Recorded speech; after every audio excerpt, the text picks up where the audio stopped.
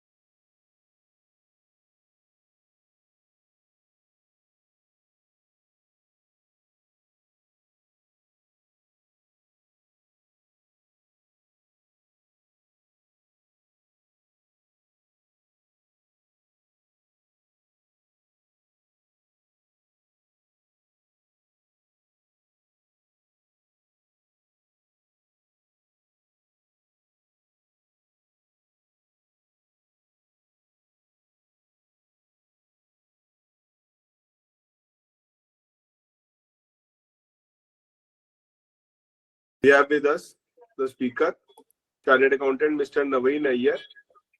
He is also an experienced actuarian, has close to 23 plus years in the financial services.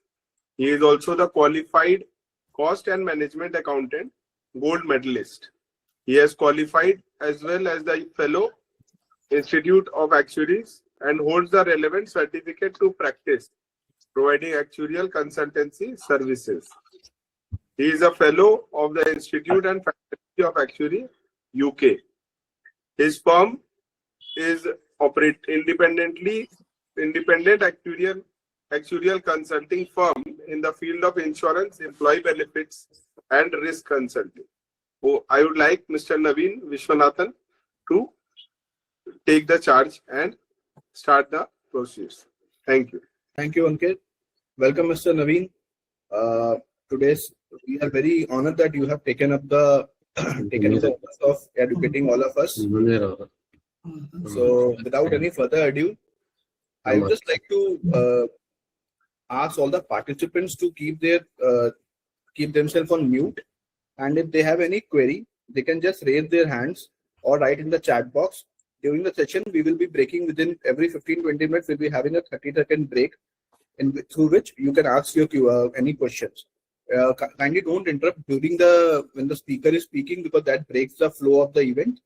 You will have ample of time. Even after the session, we will have a 2-5 minutes of Q&A. There also you can ask the speaker, and later on also you all of us who must be having our email ID. You can send your queries to the mail, and we'll be forwarding that to the speaker.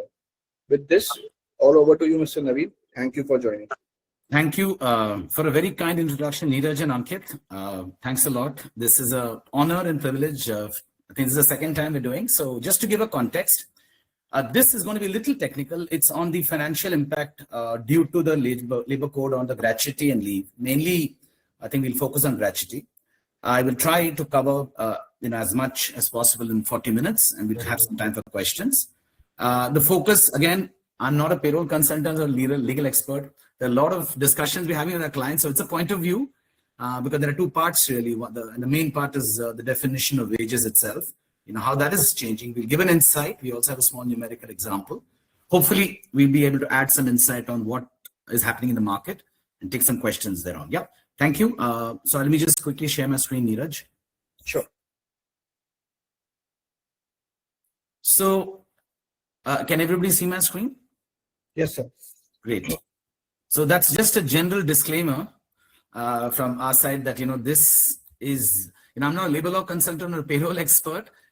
So in terms of, which component goes where, etc., it's all fine. There are a lot of convergence happening, but it's important to understand that there is a material impact. That's the focus. There is a change. You need to eventually connect with your auditor, your labor law consultant, and your actuary to freeze on the financial impact. Infosys recently, I just took about a few thousand crores. I think 1,200 crore impact Infosys. In fact, I just pulled their balance sheet 2 days back. I was seeing due to the wage code. So, it's a material aspect hitting all companies. And we just want to make it clear that there are a lot of views we're giving based on our understanding, but kindly do check with your labor law expert, specifically in terms of the payroll and other aspects. Before we go into exact impact on gratuity valuations. Naveen, I'm sorry. You can minimize your Google Meet window. Oh, I can. I'm so sorry. No okay. problem. Yeah, I'm going to do that. All right, let me do that. Thank you. Thank you. That's great. Yeah. So effectively, there are 4 codes that were introduced on November 21, 2025. The code on wages, the industrial relations code. I mean, basically, each code is subsumed in earlier prevailing acts. It's a snapshot here. This is pretty straightforward. And each code has a purpose. The code on wages is for statutory minimum wages for all, basically. The industrial code relation, obviously, is better dispute resolution and flexibility in employment. Then if the code on social security, which is the focus for today's presentation, the Payment of Gratuities Act, which has got subsumed, that obviously talks about universal social security coverage. Several acts have got subsumed. It's not just payment of gratuity, as you can see, multiple acts that have get subsumed into the social security code. And then you have the occupational safety, health and working conditions code, which again, it has an impact on leave valuations as far as an actuarial perspective. Multiple acts again being subsumed. The basic idea being safer workplaces for everyone, and obviously workers, health and conditions or safety conditions are also being addressed here. So the reason for reform, I'll just very, very quickly talk about it. It's pretty much straightforward. A lot of internet opinions on this as well, which is streamlining compliance, simplifying compliance, modernizing certain outdated laws, because there are a lot of things that are not even covered in the previous law, like gig and platform workers. The laws weren't even catering to them. So definitely the purpose is to modernize, to simplify, and to sort of get in line with what is. Can people see my screen, please? I'm sorry. Yeah. So if you look at they're obviously talking about including other areas, categories of workers which are never covered in the past, people like platform gig workers, women's participation, night shifts, etc. Effectively, there is a single registration, single license, and single return. In fact, the government had in their sort of the ministry website, you actually have this sort of a impact. They've actually told how things are converging from the erstwhile laws, 29 laws, into the 4 codes. I mean, obvious simplification, streamlining, modernization, which is what we've been talking about. This is from the Labor Ministry website only. So high level, right? What are the topics that they have simplified, or what are the things that changed? They formalized employment, which is mandatory appointment letters for everyone. There's social security coverage. It's an extended net now, unlike before. The minimum wages. I think the 2019 wage code now talks about statutory minimum wage payment. I guess it's not just about articulating some of these things. Perhaps in some states and in some shape or form, some of these rules were already present. It's also about enforcement, and it's about ensuring things are more governed, say strictly. So that is also an expectation. That is also stated purpose. While the compliance burden obviously is reduced, but I think governance will improve.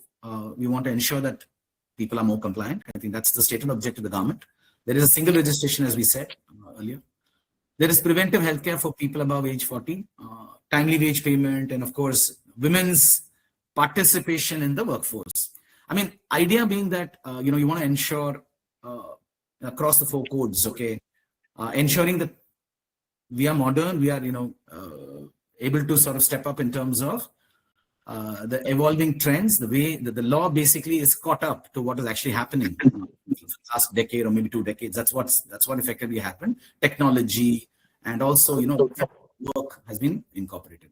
So there are category-wise changes. We have fixed-term employees being covered, gig and platform workers specifically defined, even contract workers will get PF, and you have specific provisions for, you say, women, youth.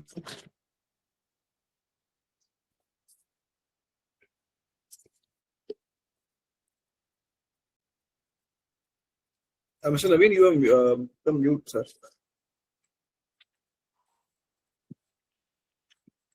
Oh God, since when was I on mute? I'm so sorry. Just I think last one line or something.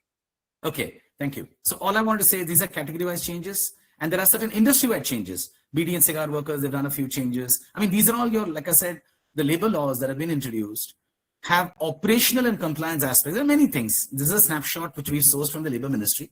You should connect with your compliance team for this. Our focus, of course, is the third leg, which is the financial impact, mainly on gratuity and leave. But from a completeness perspective, we've just covered some of these things were published. That different industry-wide, there are changes. So if you are part of this industry, if you're associated with these industries, please do look up and please do sort of, relevant to your work, please do, connect with the relevant professionals, connect with your companies, clients to offer them suitable advice. So they have made changes, across industries because, several of these acts have been subsumed. For instance, BD and cigar workers, they had a particular act, I think, that has been subsumed now into the, one of the 4 codes. For leave, specifically the occupational safety and health and working conditions code, there is this full definition of worker, which we'll talk about separately. There is a mandatory sort of encashment of leave except 30 days. There is obviously eligibility of leave. Now earlier 240 days was a minimum requirement for them to be eligible for leave benefits. Now it's 180 days under the OSH code.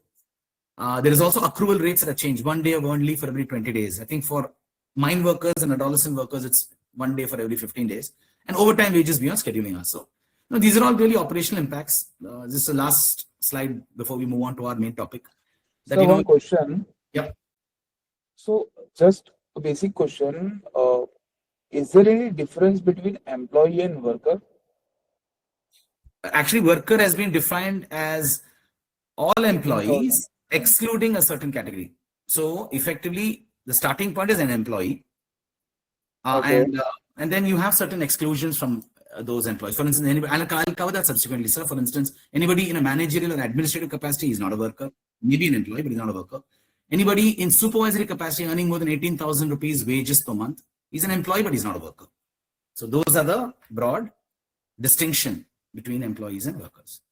Of course, there are a lot of these category specific things they've given in the and from which act we can have this clarity? This is OSH code. OSH code, the Occupational Safety and Working Conditions Code. Yeah, this one. Occupational Safety. Occupational Safety, Health and Working Conditions Code. So effectively, they have defined who's a worker, and a worker is anybody. And I'll be covering that separately in a separate slide as well. But yeah, what I told you is what it is. Okay, understood. I will get it from. Okay, thank you, sir. Sure. So basically, if you're looking at effectively, the changes have been introduced in this areas. One is on wage and pay structure. You have uniform definition. You have timely payment. There's a flow wage, and there's also overtime wage. There's employments and contract workers being covered now. Obviously formal appointment letters have to be given. Fixed term employees are being covered. Gig workers are being covered. All these things have been extending in the 4 codes. They've sort of extended the coverage really. Your social security benefits, of course, has gone wider. Your industrial relations and flexibility and smooth streamlining is also occurred. This is just a snapshot again. Like I said, this is high level. It's about some of the core changes introduced. We'll now deep dive into the core area of our presentation. So we were talking about financial impact. So the financial impact, primarily in India, at least, we're talking in terms of gratuity and leave, which is introduced by these 4 codes. We'll be talking about in this in sufficient detail, mainly gratuity at least, because there's far more effect on gratuity valuations at this point in time. So what are the 4 changes, right? The first change is the wage definition. So that's the topical change. That's the biggest change that has occurred. What is the definition of wage? We'll talk about that. Then fixed term employees are now covered. Pro rata, you got to pay them with a 1-year vesting period. Just want to clarify, there is one common question people ask: if the vesting period has been reduced from 5 years to 1 year for all employee categories. Answer is no. It's only for fixed term employees that this has been specified. For normal employees full-time, the statutory vesting period still remains to be 5 years. Now, for journalists, you have lower vesting, working journalists as they're called, from 5 years to 3 years. In some state governments, this is already there, okay? But I think this has now been mandated, and so it is now a rule. On leave valuation, we just spoke there's a definition of worker, and a worker will get leave encashment basis wages, which is the calculation across all the 4 codes. primary impact, of course, on the gratuity valuation, and of course, all other acts, including PF, wages is the baseline now. There's one definition. Earlier there were differing definition. Now there is one definition, which we will talk about. So these are the 4 core areas, right? Looking at the impact on financials. Important points we just highlighted, called out. There's no change in the benefit ceiling. 20 lakhs capping still remains. People have these questions, so important to clarify. And there's also this question on mandatory funding, whether funding becomes mandatory for gratuity. This will become mandatory from a date to be specified in future. For now, it's mandatory only wherever it's been notified. I think it's Andhra, it's Telangana. Karnataka is mandatory. So can you just define for the benefit of the participant, what do you mean by the funding of gratuity? Definitely. Thank you. Thank you so much, Neeraj. Thanks for asking. So insurance companies and mainly approach corporates to invest the liability provision that is there for gratuity. So your actuarial valuation, say, produces a gratuity liability for your company on the balance sheet date of, say, 5 crores. So that represents the obligation, present value, based on some assumptions that the company has to incur towards gratuity liability for its employees. Now, typically what tends to happen is insurance companies take on the administrative aspect, investing it. So it's like, you're funding the liability. Otherwise, what tends to happen is the company will pay these liabilities. Whenever employees resign or die or retire, the company will pay through its own funds, right? It depends on liquidity. If there's a liquidity issue, then the payment could get delayed. There is a security problem as far as employees are concerned when they quit. So one of the core areas where, say, funding helps is you set up a trust because of income tax exemptions. That becomes very essential.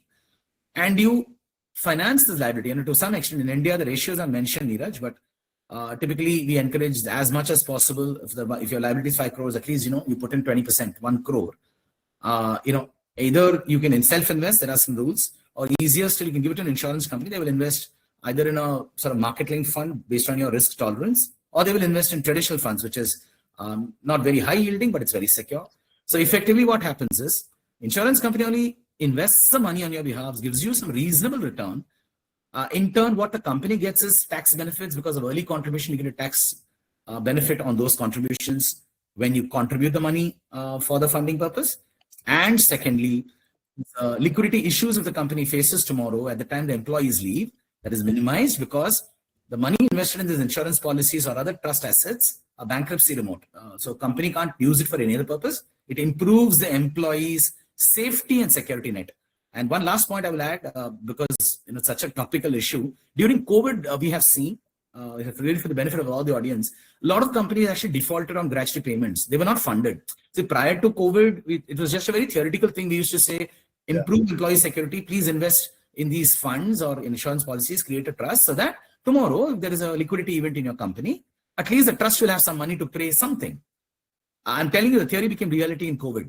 Companies really had problems, companies shut down, and long-term employees couldn't get gratuity payments. I think they're still unsettled. So funding for gratuity is actually more of a employee protection mechanism. The company may not make great returns on that money invested, but it's great for employee security. And right now, as we speak, it's Karnataka, Telangana, and Andhra. The only thing, Neeraj, the level of funding is not mandated. So if I say you should fund, you can fund just 5% and also that's compliance. So that's the second level, but nevertheless. So yeah, so I think what was the real point was for the startups. So most of the startups were actually in book losses and all. Correct. So they were only making a provision for the gratuity, not actually investing the gratuity money in anywhere. So just now, the only sticking point was that this provision of gratuity was not allowed in income tax section 47, if I'm not wrong. You're right. It's not allowed as a taxable expense. So, but they were happy with it because they were already having losses, right? So disallowance of any expense, the provision doesn't have any impact on their tax-like obligation. Well said. Now, few states are coming up and saying, no, you have to make the provision and then invest it also in a separate escrow type of account, which is generally which is opened by the insurance companies like LIC and all. That's true. And you have to park that money. Yes, so you can't touch it. The income tax provision, it is now mandatory in some state. True. And now the Central Gratuity Act is making it more or less mandatory or pan across India. But I think it has not been notified across India, right? Well said, Neeraj, exactly my point.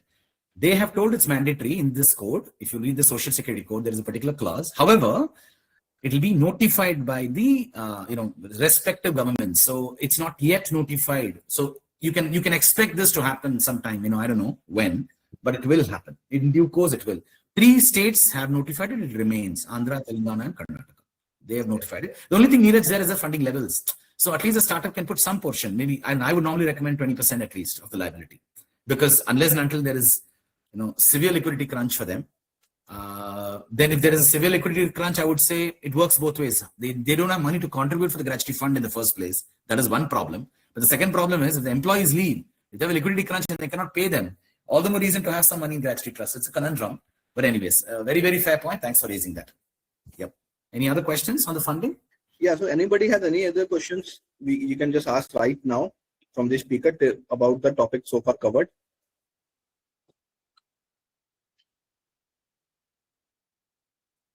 If no questions, I would like to ask Mr. Ankit Agarwal to just give us 10 seconds he can take up to introduce himself and about what he has been his journey in Interact so far. Navinji, with your due permission. Sure. Please, go ahead. So, my name is Ankit Agarwal, and I'm based out of Kolkata. And so far, it's more than 1.5 years with the FinTrack. The journey has been enriching, working with the professionals, having a powerful and informed mindset, and quality has been improved from my end. And I am into the personal finance, insurance, and investment domain primarily. So yes, it has been a great value to me. Thank you. Navinji, please continue. Thank you for the patience. So,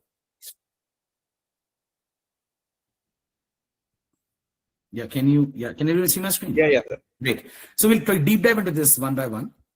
So this is the definition of wages. I mean, unfortunately, it's a very complicated definition, but this is the crux of where the perhaps differing interpretation lie. The wages has been defined. I've actually reproduced this, Neeraj, because it's important. If you look at the inclusions and exclusions, it says wages means all remuneration, whether we have salaries or allowance, blah, blah, blah, and includes, that's the most important one. It includes basic dearness retaining. So I think there's been a lot of maybe viewpoints here that, the wages means basic and DA.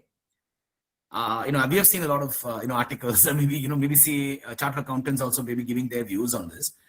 But yeah, I'd like to just highlight that, look, it's an inclusive definition. Of course, market practice is still evolving, and we don't know if the rules that have been notified are going to get finalized in a way that it will change these definitions. At this point in time, it is inclusive definition, basic DA retaining.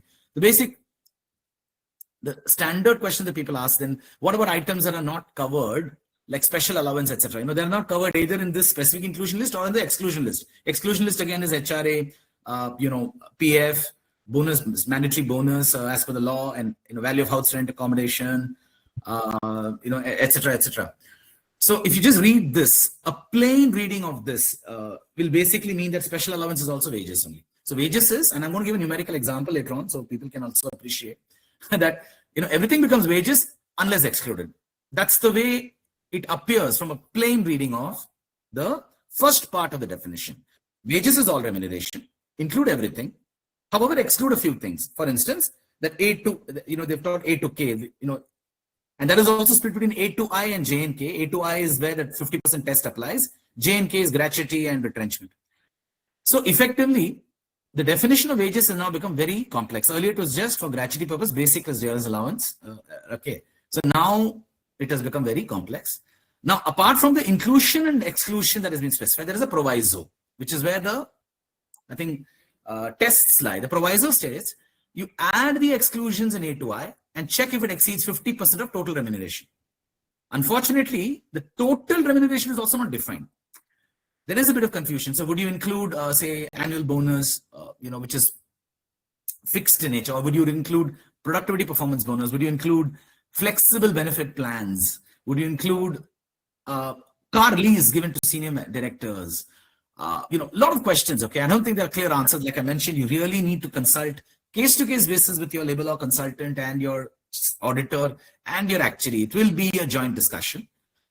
But we're going to give a point of view, right? I mean, in terms of what we've seen in the market. So there are questions around what will be, part of this 50%, total remuneration. Unless we are clear what is total remuneration, we can't split that total remuneration into what we call the allowances and other than allowances to do the test. But anyways, this is where it is.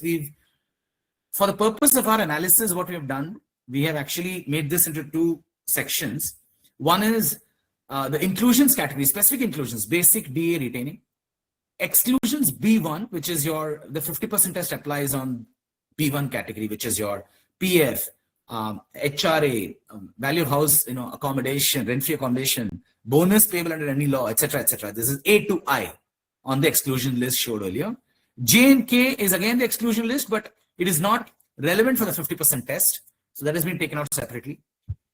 And the crux or the mischief is caused by other categories like special allowance, professional allowance, educational allowance. What happens to all of that?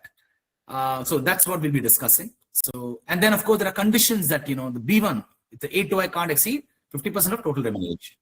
So I think the small table here we've actually developed, which says, okay, A is basically specific inclusion. It's included in wage, yes. It's included in total remuneration, yes. B1 is basically what is part of these, 50% test rule, A to I. It is not included in wage, that's clear.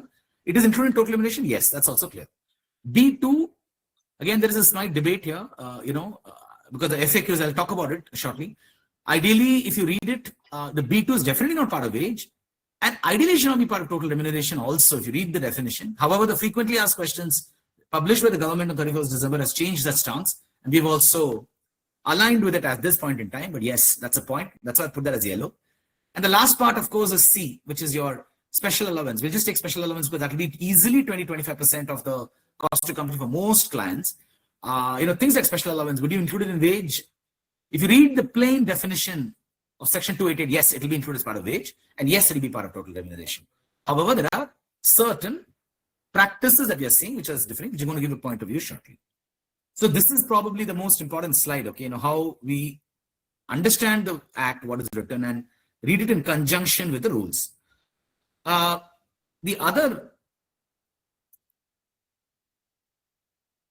So here what we've done is given some examples. We put 3 scenarios.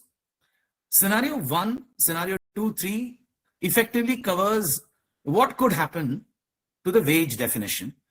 So in scenario 1, compensation is all dummy.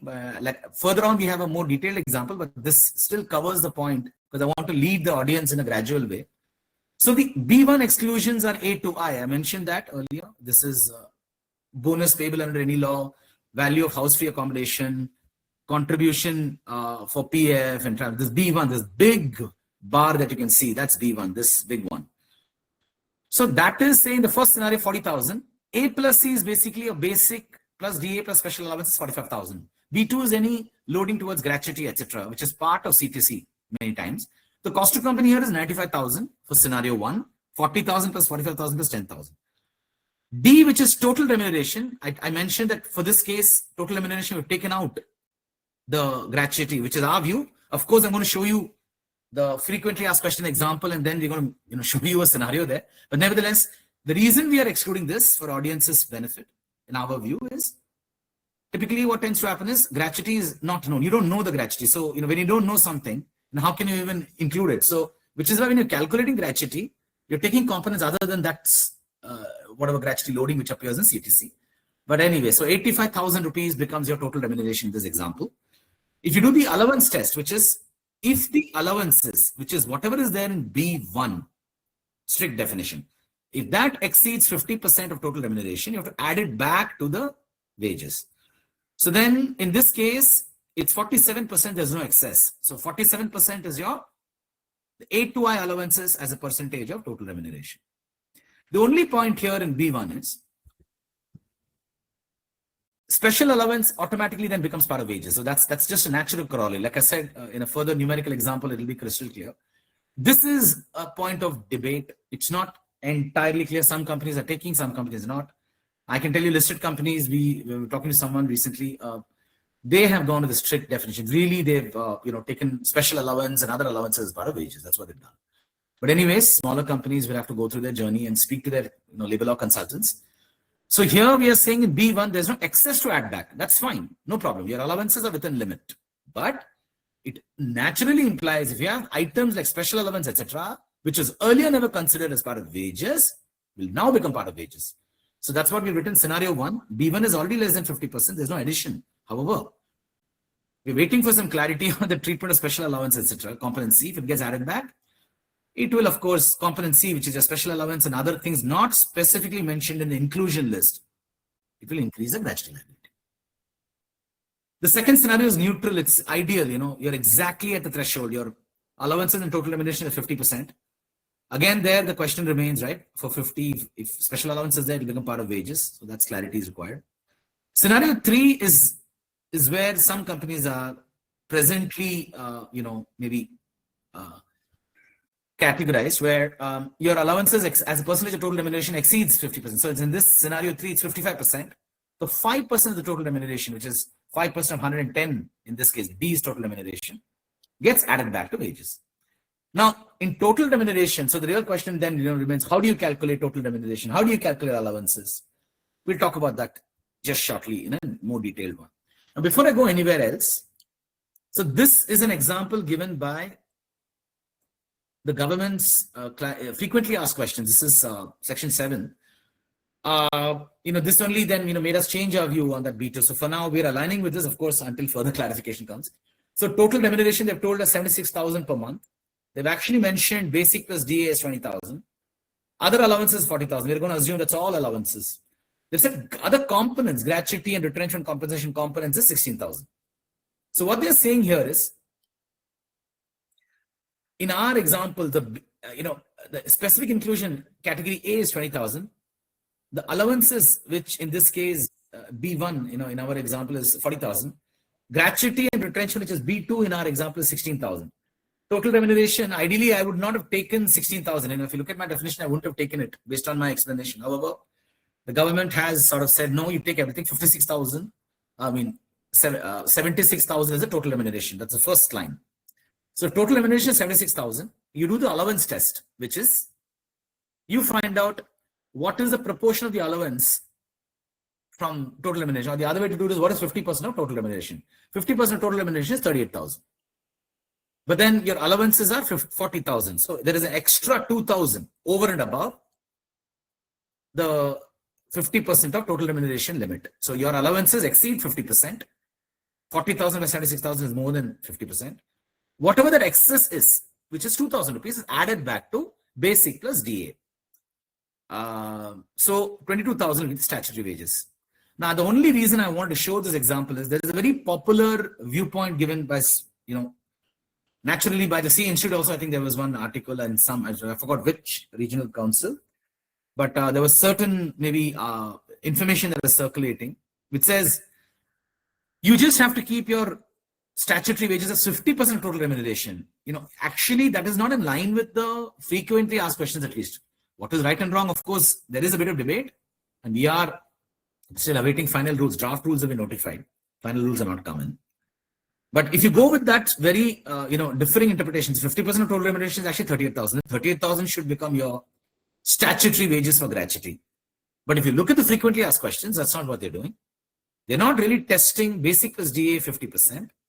They are testing allowances as a percentage of total remuneration, whether that is 50%, which is what is written in the law. If I were to take back, this is exactly what they've written in the law, that you check all the allowances A to I, check whether that exceeds 50% of total remuneration and add back the excess. So the frequently asked questions to that extent is aligned with the law's definition. However, there is certain viewpoints on, how to treat this. We're waiting for final confirmation, but I'll again, give my exact example, then we can talk a little further about this. We'd love to take questions from the audience also, and we share the numerical example. This is the other bit, which is also important. This is the draft rules 34.2 of the Social Security Code. They have somewhere mentioned few items will be away from total remuneration, which is annual performance bonus have been excluded from total remuneration, which is a good clarification. Otherwise, there was a confusion there. And then the other parts, which is reimbursement of medical expenses, stock options, creche allowance, telephone reimbursement, and value of meal vouchers.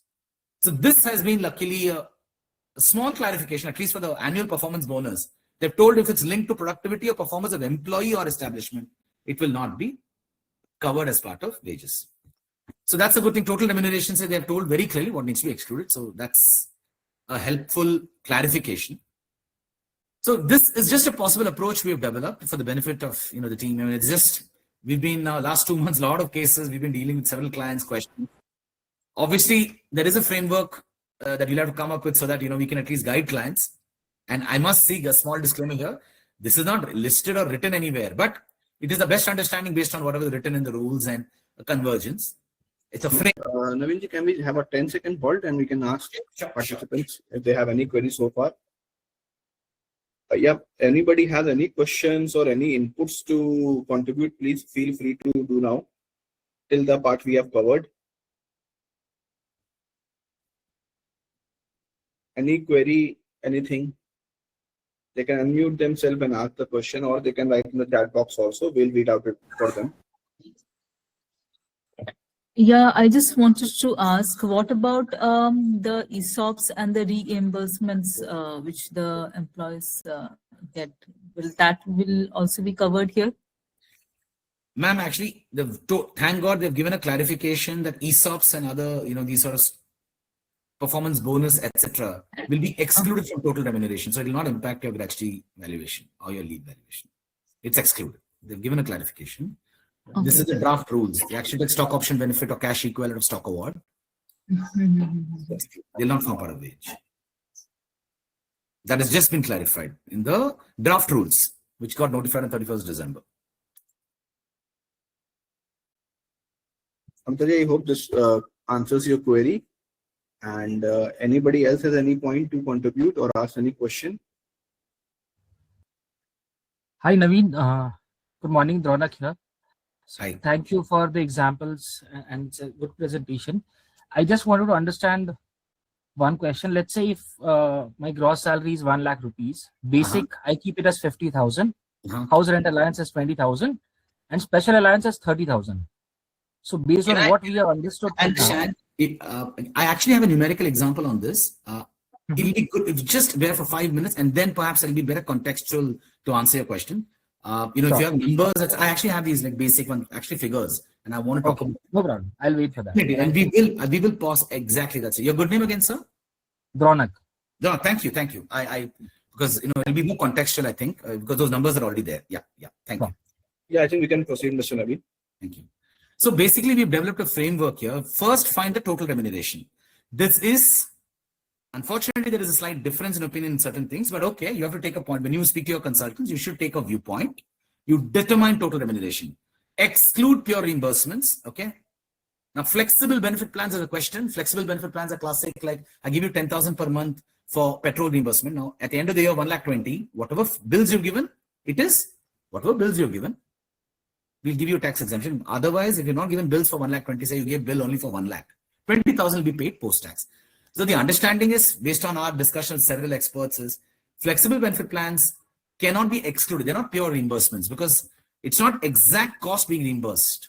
If I go, say, for official duty for a meeting in another city, I stay there with, say, hotel costs and boarding, lodging costs. It's a pure reimbursement. Any other pure reimbursements are also completely excluded from total remuneration. But if flexible benefit plans are there, but you'll have to be a little careful there. You'll have to really do a use test. You have to deep dive into the component. The name of the component may not be self-explanatory. They might say fuel reimbursement or medical reimbursement, but you have to ask, is it just for taxation purpose, where you're just paying an amount every month without exact correlation or nexus with the actual expense? If it's an exact reimbursement of actual expense, yes, excluded. If it's just for tax saving, you're paying a fixed amount, ideally it should be part of total remuneration. That's our point of view, but yes, you must check with specific case, specific company, specific auditors, and specific payroll consultant. Productivity bonus, annual productivity or performance bonus, yes, you can exclude that. It's been clarified. Now, the other thing is this gratuity component and retrenchment component. I mean, ideally, we were saying we excluded, but now with the frequently asked questions has made it, they've actually included that in total remuneration. Yes, our guidance is, look, included, it's there in the FAQ. However, would like to mention that excluding it will make your wages a little more prudent, which means if you do not include items J and K, which is the component of gratuity and retrenchment in your total remuneration calculation, your potential impact is that the wage which will come out as a result will become higher than what would have been had you included. So it's prudent to exclude it, but however, given the FAQs have included it, you can continue including it. I mean, at least you have a justification. Again, contextual point, please reflect upon this. Now, PF contribution is just, a small point. At this point in time, I guess, again, circular reference issue. So if PF is also calculated in wages, gratuity is also calculated in wages. You don't yet know, and you are trying to determine wages. So you don't know the PF contribution in a way. But I think at least for the next 12 months, I think the previous, PF Act will prevail. And a lot of the rules are kept in place. So there'll be a gradual transition. So the PF contribution also, you'll have to sort of revisit it. And there are also ceilings, right? The 1,500 or 1,800 per month. So to that extent, perhaps this comment is not that material. However, please reflect on this. Just a point that when you determine total remuneration, go through each component and please reflect on it. We've just listed out some topical components, but there are many other components like, you have to make a clear test, whether it is pure reimbursement or not, whether it's, specifically excluded in some of the rules or not. We spoke about gratuity components. Ideally, we would have excluded it, but the frequently asked questions has included it in total remuneration. So perhaps you have a case there. And PF again is more of a technical point. So you estimate total remuneration, first part, right?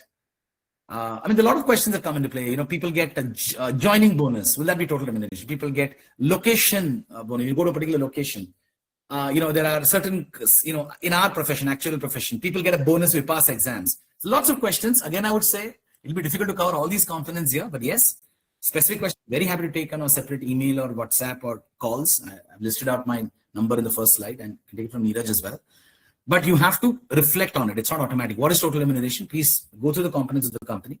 The second part is determine exclusions. Exclusions for the test. We are talking about testing here. This is that 50% test.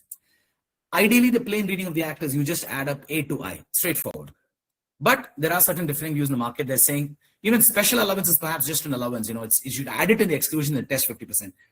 So in this viewpoint, which we're going to give a numerical example, you only take, basic and learner's allowance as pure, say qualifying wages, and then the rest is your all allowances, right? Anything could be medical reimbursement. It could be flexible benefit plan, fuel reimbursements, medical reimbursements, etc. It could be car lease paid for certain category of employees. It could be special allowance. Everything is part of it, the allowance only for the exclusions test. Again, this is important. You have to reflect on this.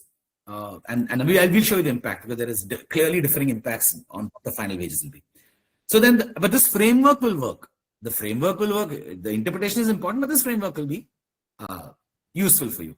Determine total remuneration, determine total exclusions, all the considerations, then calculate the wages. First step is qualifying wage, which is your total remuneration minus all the exclusions in step 2. And if step 2 by step 1 is exceeding 50%, add back the 50% to the qualifying wage to determine final wage. You have to do all of this at an employee level. So here we have a numerical example, and I'll question of, there's a gentleman who asked a question right after this, definitely. So we've just given a dummy example here. The basic is 30,000 per month, HRA 7. You can see all of this. There are some components. The total cost to company is 73,342. That's the total cost to company. There is a gratuity component also, 1442. Okay, in this dummy example. The old wage was just basic, 30,000. Total remuneration is 73,342. If you go with the FAQ definition, which is you're taking 1442 into consideration. That's the FAQ definition. Now, if you look at a plain interpretation of the act, and perhaps this is what large listed companies, I am told, have done, is okay. You look at all components and only exclude what is exactly mentioned in A to I, section 2, and J to K, of course. So in this case, your total remuneration is 73,342. And the only things you will end up excluding is your gratuity component, which is item J to K, and the allowance is A to I. A to I here is HRA 7,500, conveyance 1,600, statutory bonus 3,000, EPF contribution, employer contribute 1,800. That's 13,900. Listed to the right of my table. I'm sorry I don't have a marker, but people can see the table top right. A to I is 13,900. This is the exact list which is there in A to I of the definition. J to K is 1442, which is your gratuity. So total remuneration is 73,342. I mean, if you just follow the steps we mentioned earlier. The qualifying wages, we just mentioned the step here. Qualifying wages is nothing but 1 minus 2.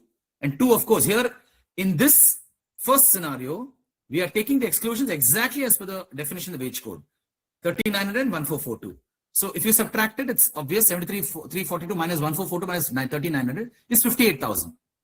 58,000 becomes the qualifying wages. Purely from inspection, you can see that the allowance, which is 8 to I, 13,900 divided by total remuneration is well below 50%. You don't have to add back anything. The final wages also becomes 58,000. So, I mean, we just excluded a few steps because I was just trying to format it, honestly. But yeah, it's not a problem. So here, if you see, you follow the framework, you take the total C2C, you find out what is total remuneration. Like I said, in this case, 73,342, we actually included the gratuity component also. Then you find out the allowances that needs to be tested. Here it's 13,900. That's what you will test. And so then you get the qualifying wages as per the formula told there. People can see, we've said qualifying wages 1 minus 2 minus, if at all I've included the gratuity component, we include that also. So that's what we have done. I'm sorry, if my screen is not visible, somebody please tell me. Some struggle I'm having in shifting. See my screen clearly? There's some issue. Some lag. Okay, so qualifying wages 73,342 minus, I've told in my definition earlier, if you've already included that J&K, please exclude it. So 73,442 minus 1442 minus the allowances, 58,000. But then I have to get final wages. Qualifying wages is the first step. Final wages is the exclusions test, which is A to I divided by total remuneration. A to I is 13,900, total remuneration 73,000. It's well below 50%, nothing to add back. But let's come to the more what we have seen in many companies now. Of course, like I mentioned, this is a prerogative of the HR and the legal, labor law consultants and the CFOs there. And there is differing views. So here, total remuneration doesn't change. 73,342 is what it is. But the allowances, we're adding everything, not just what is mentioned, A to I, J to K. So here, special allowances allowance, educational allowances allowance. So those also go into it. It becomes 41,900. So here, if you look at the allowance by total remuneration, I mean, of course, we're excluded J and K. J and K will never be part, because that is there. Gratuity will never be part of the allowance test. So in the allowance test, I get 57%, which is all these elements except, of course, gratuity, which is definitely not part of the test. I'm adding everything, not just what is specifically mentioned. If I look at specifically what is mentioned in section 288, it's 3900. Only HRA, conveyance, and statutory bonus and PF. Only these things actually come part of these 13,900. But if now in the more, I would say, I've seen this point of view very, regularly the last 1 month. Special allowance, education allowance also gets into this same bucket. So 28,000 is added. So it becomes 13,900 plus 28,000, 41,900. The ratio is 57%. 7% of total remuneration, 5,229 has to be added back. Qualifying wages, same formula. Formula doesn't change. 1 minus 2 minus, if you've included the gratuity, please exclude that. If you've included it in the total remuneration, you will come to 30,000. Effectively, that's saying basic is the previous wage is the starting point for qualifying wages. I'll add back the excess 35,229. So you got to understand the old wage is 30,000. If you go with the literal interpretation, it's 58,000, the new wage. That's a big jump. Almost double. 58,000 by 30,000 is almost double. If you go with the more, I would say, moderate view, which is again, like I said, we're waiting for the final rules to be actually notified. The draft rules, that's not clarified much. This is 35,000. That's also still higher. 35,229 still higher than 30,000. That's only 20% jump, no, 18% jump. So I'm saying this will have a clear impact on the gratuity valuation.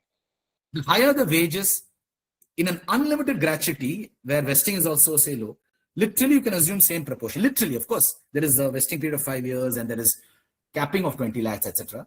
But otherwise, you can say if my wages is jumping by 50%, the gratuity liability for that employee will easily be at least 40 to 50%. I mean, subject to those conditions on vesting and 20 lakh capping and blah, blah, blah. So, this is a material impact. I was mentioning Infosys. I'll just see if I can just pull out. I just thought, and then we'd like to take the question of the gentleman. Just a minute.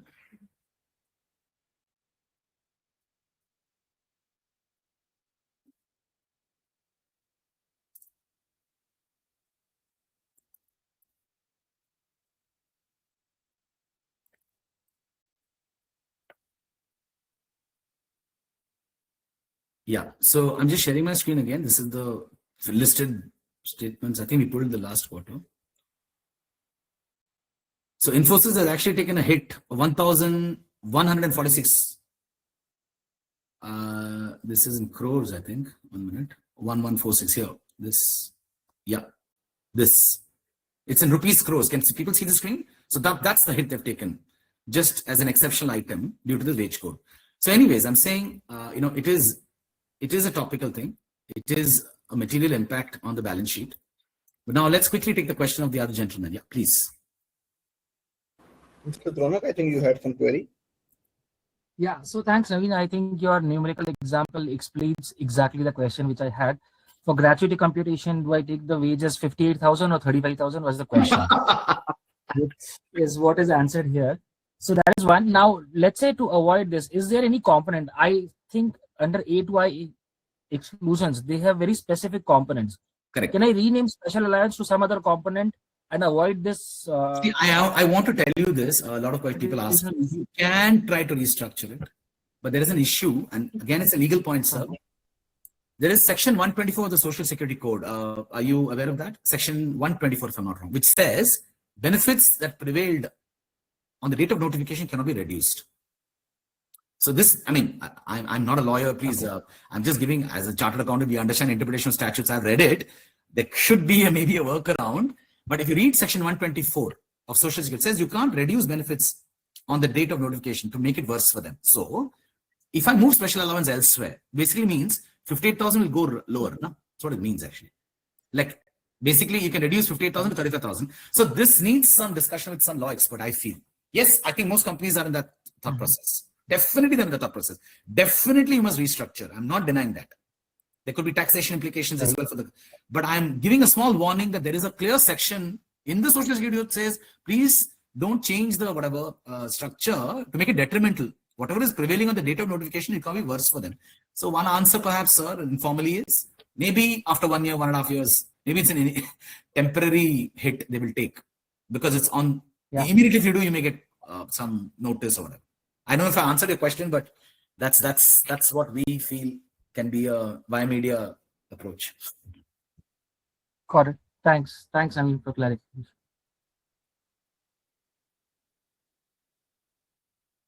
So I think this was very important just to say, and this framework, I mean, again, while, the definition can be debated, everyone, but the thing is, this framework will work irrespective.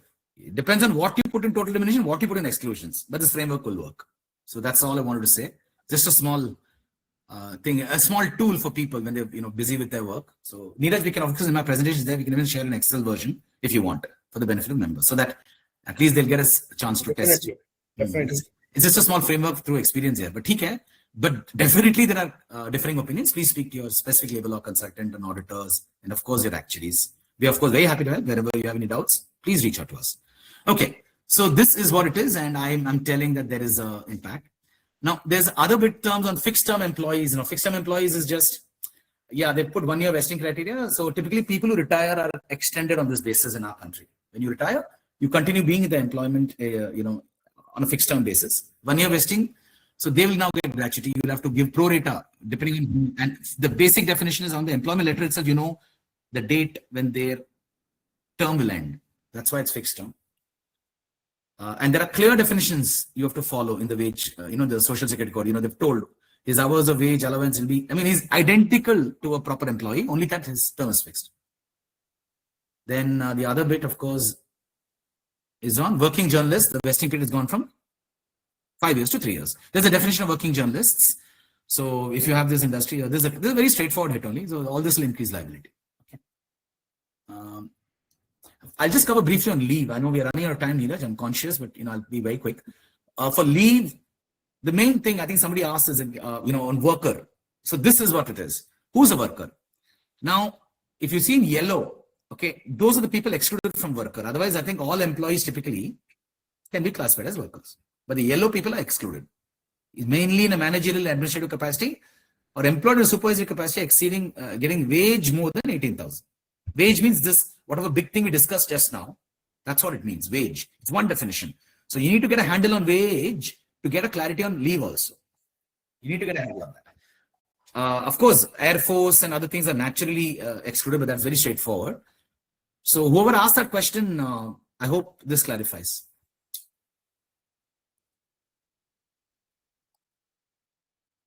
Okay, I'll proceed. Please ask if there's any questions there. So in leave valuation, what happens is workers will get encashment of wages, and the maximum leave carry forward limit is 30 days. Beyond that, it is mandatory encashment. So this impacts leave valuation also from an actuarial thing. It's important to understand it's a functional test. It's not the job title. It's the work he does.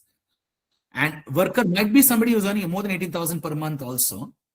You can have, if you read the plain interpretation, it can be somebody earning more than 18,000. The only thing, and salary test is only for supervisor. If you're a supervisory capacity, if you're earning more than 18,000, you're not a worker. So we'll have to be very careful here also. For rules for leave valuation will be different for non-worker and worker. So you got to tell your clients to split the employee census into workers and non-workers based on these rules.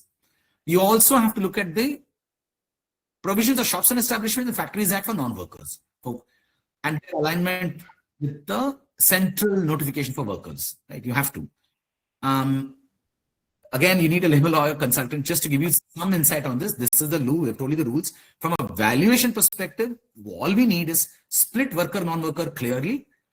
And the leave policy probably has to align now for worker with this latest rules, which is the maximum 30-day carry forward, and beyond that encashment of wages. For non-workers, what have you done? But you have to understand the impact might vary based on what presently is there. Some companies we know they're already doing encashment on gross salary. If you're already encashing gross salary, it doesn't matter. It will not have much impact. Then you'll have to look at the sort of connection with the Shops and Establishment Act relevant for your state and Factories Act for non-workers at least clearly, right?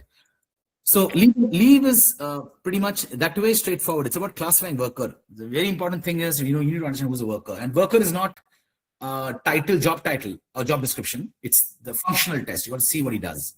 Of course, you can have changes then in functions. You got to probably, make some changes there in the way the organization works. So for instance, can you have a worker in an IT company, a white collared company? My answer is yes, you can, so which is where, and I repeat, you need a labor law consultant, you need your HR consultant to be able to help you. And I must say, companies are slow to react on this. I mean, some companies said, okay, let the final rules get notified for leave. I'm just giving a small point of view. Specific questions, sir, please feel free to connect us separately. We're very happy to help. So accounting treatment is pretty straightforward. This is, I think, any chartered accountant will also appreciate. So for gradually, all the changes will be past service cost. The wage definition changes a past service cost. Vesting criteria are going down as a past service cost. Addition of fixed term employee, contract employees is a past service cost. And past service cost gets determined this way, which is for AS 15, it's immediate recognition, but the expensing is deferred. In AS 19, of course, you have immediate recognition of past service cost, and expensing is also immediate. US GAAP also, you recognize it immediately, but the expensing is very similar to AS 15. You recycle through accumulated other comprehensive income, where for, there is a rule there, but effectively it means what the AS 15 states only. It's actually up to the fully eligible date of the date of full eligibility. The amortization of the AOCI for prior service costs is from the date of the recognition. You categorize people, employee level, you categorize, from the date the prior service cost or past service cost has arisen till the date of full eligibility. Now, if people have completed 5 years, they're already fully eligible, get immediately expensed from AOCI to P&L. Of course, if you're non-vested, less than 5 years, you look at the average time to vesting and you do it. Anyways, and faster amortization always encouraged under US GAAP. So all we want to say is, if you're looking at the key changes, which is what we introduced, the key changes, wage definition, fixed term employees, journalists, and even the leave valuation. Typically all this for the first 3, which is gratuity related, is past service costs. In leave, we don't have this jargon called past service costs because all this is only relevant, in my opinion, and if you read the accounting standards, for post-employment benefits. Leave is the other long-term benefit. Some accountants and actuaries do classify even the leave changes past service cost, but ideally that's just a maybe it's just a common maybe application of the principle. Typically only when you have a benefit which varies with past service, there'll be past service cost. Leave varies with leave balance, not with past service. So anyways, I'm saying if you're looking at these aspects of wage definition, fixed term employees and journalists covered in depth, everything will be a past service cost and it'll get based on account channel, you recognize it. For leave, anyways, everything goes to P&L. It doesn't matter what it is. It's an incremental liability, it goes to P&L, and that's it. So I really think, I mean, just a small case law, people can refer if there's any question on the use test. There's a, I think West Bengal versus Vivekananda Vidya Mandir. It's an EPFO case, it's a dated case. But the crux of this is the Honorable Supreme Court ruled that allowances, right? The real question which we've been debating, which is what I think one gentleman asked also now, that whether the special allowance will go into allowance or will go into wages. Now, if you read the judgment of the Supreme Court in that case, that any allowance which is neither variable or linked to incentive, which is found to be paid universally, and essentially part of basic wage will become wage only. So even if you look at this, yeah, in my example, 58,000 will prevail. But yes, please speak to your relevant company and it'll be a company-specific discussion. So this is summarizing what we've told. Wage definition is a big change. Please spend time, understand the components. There's no straight jacket there. Increase in due to pact of wages is past service cost. Fixed term employees are now covered. Of course, that's also past service cost. And there's one question I'd like to address. See, a lot of people have contract workers. So there's two parts. Either you go through an agency of contract workers in your company. In that, it depends on the contract with you and the agency. For instance, if it's team lease, you've got 1,000 employees from them. How is the contract between your company and team lease? Is team lease billing you for the gratuity? Then you'll have to also start providing for gratuity for them and leave for those employees you've taken from team lease. If they are not billing you, then yeah, you don't have to worry about it. And otherwise, you directly have contract employees, then again, effectively speaking, you're then liable for it. So these are small nuances. Again, case to case basis, you have to check and decide. Way forward, yes, restructuring will happen. I think somebody asked this question, but again, same gentleman. Consideration begin to rule 124, which is benefits can't be worse off on the date of notification from what it was. You have to optimize outcomes, yes. And final rules are still awaited. Draft rules have come out. We'll have to wait before we share anything. I think from an actual valuation perspective or other aspects, please, we're very happy to give our point of view. Please reach out to us and we're all there. And any other questions we can take now. Yeah, thanks. Thank you, Mr. Naveen. I would like to ask Mr. Shivang Goyal to speak a few lines on the session as well as his journey with us and his professional journey. Mr. Shivang Goyal. Yes, sir. Is it audible? Yeah, sir. So I was in and out about the session. I like the idea that we are having a labor law or something of this sort. Practically, I'm not into this practice of labor law or this. I'm a PCS and into companies that, yes, it is nearby it, the labor law, but actually not into this practice because every company is having their labor law consultant and we don't interfere into it. But yes, something was good to learn, something new on Saturday. And about the FinTrack, so I'm associated with the FinTrack, I think, from the inception. And before FinTrack, I'm always associated with Neeraj sir. And so this platform is meaningful. It provides, even the company secretaries are in connections, and that is a great collaboration, not only for the commercials, but also for the queries. And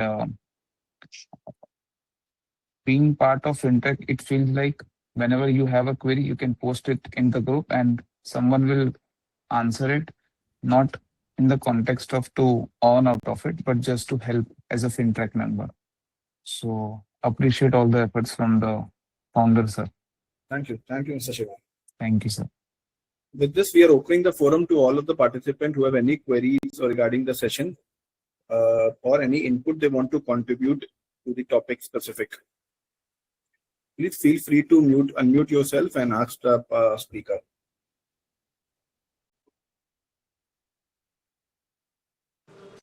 Anybody has any query? Hi, Amrita here. Yeah. I just wanted to know the example that was provided was from the perspective of an individual employee, like how it is going. But what about the financial statement of the organization? How it is going to impact? Thank you, ma'am. Thank you for the question. So I covered that in brief. I'll just again explain. So each employee we impact, so we calculate at an employee level the revised wages, step one. Once we calculate for each employee, then we do the actuarial valuation, which is effectively if you're based on old wages, ma'am, very roughly, let's say for an employee, let's say based on old wages, your gratuity provision was say 1 lakh based on the old wages. Now, what's going to happen, ma'am? Because wage definition has changed, and let's say there is a 25% increase in the wage definition. So earlier, your 1 lakh provision was based on some wage, whatever that wage is. Now that wage has become 25% higher. So the gratuity provision, ceteris paribus, will at least be 20 to 25% higher. I mean, in some cases, it'll be exactly 25% higher, but sometimes it'll be a little lower. So 20 to 25% higher, ma'am. So at a company level also, each employee will have different provisions. So what's going to happen? Broadly, the weighted average salary increase, the wage increase, right? At a company level, let's say, it increases by 20-30%. So the gratuity provision also based on past service will go up. So each employee, it's a sort of a direct proportion. At company level, it depends on the past service of each employee concerned. So you can say that clearly there'll be a hit to the financials. Ma'am, I just showed Infosys 1,000 crores. I think they've taken a big swing. They've gone prudent. They've gone to the 58,000 numerical example I gave. For each employee, they've just taken strict definition. So then for gratuity and leave is also a subsequent point for workers, there'll be a hit there. But for gratuity, what's going to happen is you will at least have a higher expense debit to pay in, clearly. And that will be, I'm telling you, ma'am, we are talking to many companies, right? There are issues. It's not easy to accommodate this hit. I think listed companies had to disclose this for December financials itself. And the other ones, anyways, by March, they'll do it. So you will expect, like Dronak was mentioning, some sort of restructuring, etc. So companies, to mitigate this problem, I think before March, a lot of work is happening on restructuring so that the impact is minimized. But at this point, it's a clear-cut shot. It's a clear-cut P&L. I hope I answered your question. Any specific things you can connect. Antari, if this answers your question, we'll move to the next question. Yeah, thank you. Navinji, I have received one query on my DM, and that is, what will be the specific impact on the food industry, whether there's any specific changes in the labor law compliance in respect to labors of the restaurants and workers in the kitchen? Okay, I really, like I said, from an operational compliance, I will have to get back. But from a financial impact, is exactly what I've told. So even in that food industry, you look at, effectively gratuity and leave. For gratuity, you calculate new wage. Each employee, there'll be a jump. Exactly what I told. For leave, you classify in that food industry who's worker, who's not. For worker, you'll have to start encashing on wages. So the structure we presented is identical for any industry. Only thing that will vary, Neeraj, based on the industry, what may vary, in my view, is the salary components. There could be something specific for the industry, we may not know. And for leave, the definition of worker, there could be some changes. That's it. From a financial impact, pretty much it's consistent. But from operational and compliance, yeah, we can get back. I will have to then refer to some colleagues, honestly. I'm not the expert there. Yeah. So But financial this query was from Mrs. Priya Agarwal, who has joined us from Mysore. Oh, hi. So I think Priyaji, this may answer some part of the query, and for the other part, I think Mr. Navin will get back. Yeah, please, Neeraj, please share my details or whatever. They can reach out. Very happy on email or WhatsApp or calls. We're all learning. Honestly, it's not confirmed yet, right? There are still little interpretation issues. But yeah. Any other query? Anybody else? Hi, Navin. Neeraj. I'm Mejo from Kerala. So I have heard your session and good to know that. And I have a few things, one or two things. One is, what about the contractual payments which can be paid to a contractor, let's say contract labor, which is employed by the company? Or the another one is there any huge impact on any stipend which is payable for 3 months or 2 months trainees, which we accommodate in the companies as engineering trainees, or like after just graduation, we get trained for 3 months for the employees, and then we will be converting them to a permanent employee. Right. See, my understanding is now the OSH code actually talks about this, right? Occupational safety and the working conditions code. Now, it actually specifically talks about this. So, my understanding, I'm just going to give you my view. One, for contract workers, if you're hiring it through the agency, if there's an agency hiring, I will just give an example, team leads, whoever it is. If that agency is billing you the gratuity leave, then you please provide for it. Okay, if they're billing you, you provide for it. Otherwise, it's going to hit you in the wrong time. If the contract between you and the agency that you're not billed for the gratuity leave, yes, it is their responsibility. But I think secondary responsibility comes on you in case they don't pay. Yeah, principal employer, right? Yes, principal. Yeah, I didn't want to use the jargon. You're right. The principal employer is you. They come to your premises. You are the contract employer. Yeah. However, I'm still saying keep a watertight contract with your provider? I mean, you do direct hiring or you have an agency you hire from? No. I just will be employing through an agency. That's also just like our housekeeping staff or security agencies. Exactly. I'll tell you, our understanding is mostly they'll bill you only. So you need to provide. They will bill you only, actually. Yeah. Most of these. But we have to ensure that as a principal employee, they are complying with the labor laws and all. Correct. And you have to provide for gratuity and leave for them. That's And then what about the trainees? Trainees and stipends is a little debatable. Okay. Now, ideally, the date of joining. What is the date of joining? When they become full-time employees, is the date of joining the date they became a trainee, or date of joining when they became full-time employees? So it's depends how you word your contract. Okay. Now, so how is it in your organization? How do you sort of? Yeah, just we will be employing we'll be recruiting freshers from the colleges or just after the degree or BTech, whatever maybe. Then we will put on a training period because they have to be employed with the tools and equipments we are using now. So we'll be employing them for a 3 months period or 4 months period. Whether if they are compatible with the tools, we'll be confirming their employment to a permanent employee with all benefits of PFEs and all. Otherwise, they will be terminated. So till then, or till when they are getting confirmation, we will be just having a stipend, which is paid on a monthly basis. Then we will be left from the company if it is not successfully completing the training. So basically, there is a qualifying criteria, no? Yeah, there is a qualifying criteria because they have to successfully complete the training period, and there will be a testing after the training period, just like a 1 hour examination, just like from the particular tools. See, so in that case, in my view, this is very clearly special. I'm sure you know to check the occupational safety. That is where the different categories of workers are covered. So my view is like, then your date of employment can be the date when they become the employer. That training period, no? See, you have to put a qualifying criteria. You have to structure your contract accordingly. I mean, please do take a labor law consultant's view, but my view is you should say, okay, look, there is a qualifying criteria. You're not guaranteed employment. Okay, it's pure training. And when you pay stipend, obviously stipend is very small, so there's no TDS also. No? Because normally we look at the section for TDS deductions like 194C, etc. You have a contractor, so this is just a very, very small payment. That will not be complying with any TDS or something.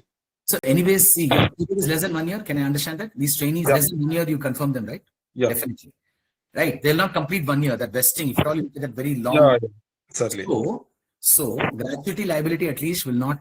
And what is the average training period, if I may ask? 2 months, 3 months? What is it? No, 3 months, 2 to 3 months. That's all. Exactly. So if they are found to be not eligible to continue with the tools by 2 months, they will be terminated by 2 months itself. So this is my interpretation. Please, like I said, double confirm with your labor law expert. Since it's 90 days, right, maximum, leave also won't accrue because you have 180 days you have to be there. Otherwise, leave benefits won't accrue. Okay, whether he's worker or not worker, all baat ki baat hai. The leave benefits won't accrue. So he'll be either confirmed or rejected at the end of 3 months. Gratuity, anyways, it's 3 months, right? You have to work at least for 1 year, even in the contract. So if my view is you don't have to worry about it from the date of engaging as a trainee. You have to word your contract only, and you say, look, you become a full-time employee due to performance test only 90 days can end. But this is a catch. Somebody says, no, I am an employee from the so there are 100 people you have trainee, out of which 20 people became employee. Those 20 people, when they tomorrow retire, resign, and then they take leave encashment. What is the start date? Maybe over there, just to be cautious, that is why you have to check the impact. 3 months, 4 months won't be a very big impact, in my view, Major. So then for whoever is, you don't have to provide immediately, but when they become an employee, so don't have to provide immediately for when they are the trainee period. That's okay because they're not going to qualify for either leave or gratuity benefits. Okay, 3 months, fine. But when some of those 120 become employee, take the date of joining a start period. That is when they became trainee, because it just avoids confusion. That's my view. Because then you're safe. Sorry, long answer, but no issue. So I think because of time constraint, we have to close the Q&A now. For any other query, please feel free to mail or write on the WhatsApp to us, and we'll definitely forward it to the speaker. I would ask Mr. Ankit Agarwal to do a formal vote of thanks for our esteemed speaker.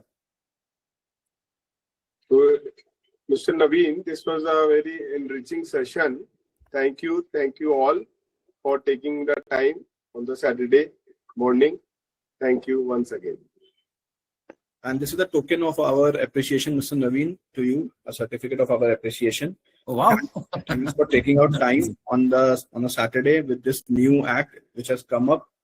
I think obviously there are a lot of things which are still very fluid, volatile, and I think when the official notification comes from now, I think there will be more changes because change is the only constant when it comes to the Indian government laws. So that's true. No, this is a pleasure. Thank you so much, Ankit, Neeraj, and the entire team. And Mr. Dronak, if there's any further questions, obviously, please reach out. I hope that was clear. And Ms. Amrita as well. Everybody in the call, please reach out. Thank you so much. I enjoyed. I hope I was able to add my 2 cents.